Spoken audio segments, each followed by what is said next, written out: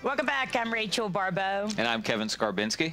And this is Baribeau and Scarbo. We're broadcasting live from New Orleans, Louisiana, the site of the BCS National Championship game. And we're also being seen on over 2 million sets right now across the country on Cox Sports TV. And now we're pleased to be joined by SEC Commissioner Mike Slive. Mike, how are you doing today? Hi, Kevin. Good. How are you? Doing great. Nice to see you both.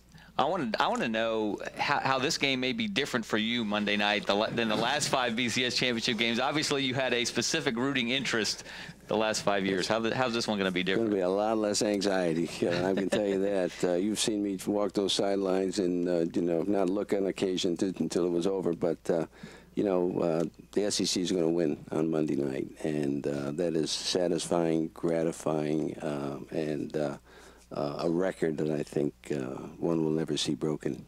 I can remember before the game at the Rose Bowl 2 years ago, before Alabama played Texas, right. And I could tell you were nervous before the game even started. It's like the bowl season. Wears me out. I have much more respect for people who live and die, our fans, and because when it's a non-conference game, I'm just a fan. I'm just a fan of that team that ours is playing. So.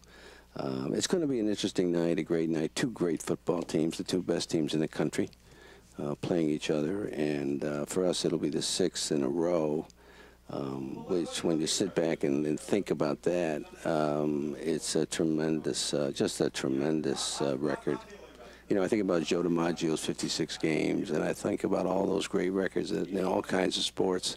And I think this one really stands up there with those kinds of records. Now, is this game, this matchup, is this kind of a I don't know, a response to the folks who didn't want to consider a +1 a few years ago? No. When you had you and John Swafford discussed it and were open to it, and some other commissioners of other conferences, we won't name any names, Jim Delaney, but we're not open to that, and now we've arrived at this point, and maybe some minds will change as a result. Do you see that happening?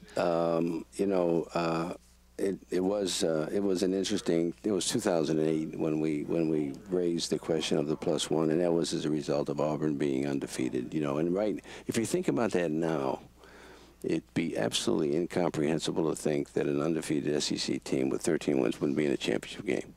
But back in 2004, and that's also an interesting evolution in mindset, but.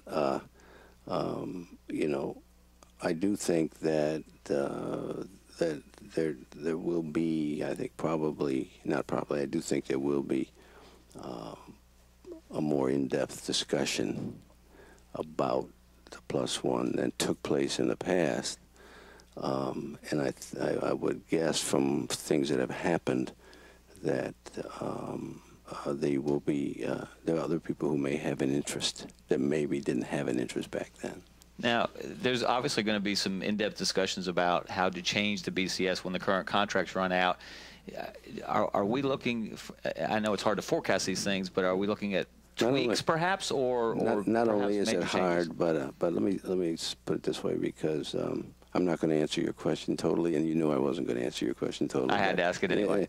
But I do think we will. It's my impression that we'll talk about some change, and not necessarily in terms of tweaks. And if you think about it, Kevin, we haven't tweaked the BCS in years. We we used to fool around with this, that, and the other thing, and that actually was so counterproductive that I can't remember the last year we quote tweaked it. So I anticipate some significant discussions. I can't predict outcomes, and I don't want to get into what those discussions are going to be about, but I do think there'll be discussions about change.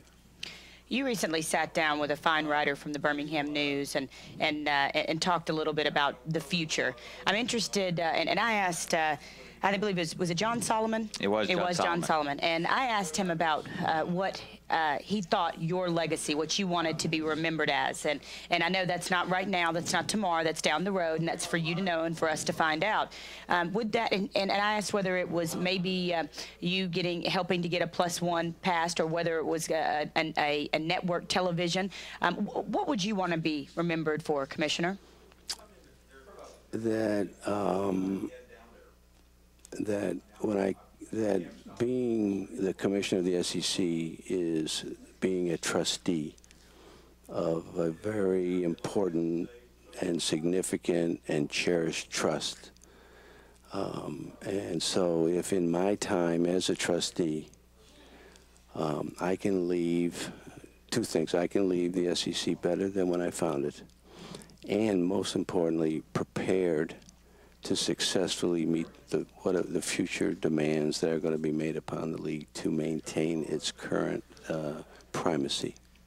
We're visiting with SEC Commissioner Mike Slive, and 2 more years, at least? Well, I said it, yeah, at least 2 more. And I got some things, Kevin, that I want to accomplish before I finish. I think we have met a lot of our challenges, and that's been very satisfying. We got a couple more things, and I got a couple of projects close to my heart that I want to try to finish before I leave. So it could be a couple, it could be more. It just depends on where we are.